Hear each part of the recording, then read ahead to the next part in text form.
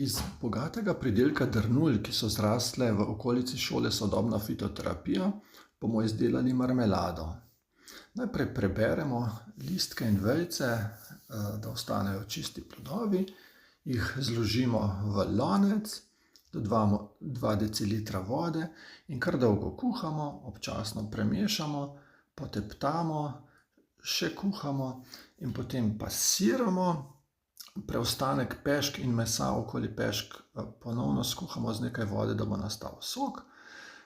Ta masa sadna pa ji dodamo sladkor, premešamo, da se dobro raztopi in potem polnimo v majhne lončke, zato da se nam ne pokvari potem, ko je odprto, kajti drnuljeve marmelade se relativno malo porabi. In to je nastal ta pridelek, zraven pa še sok, pa dober tek.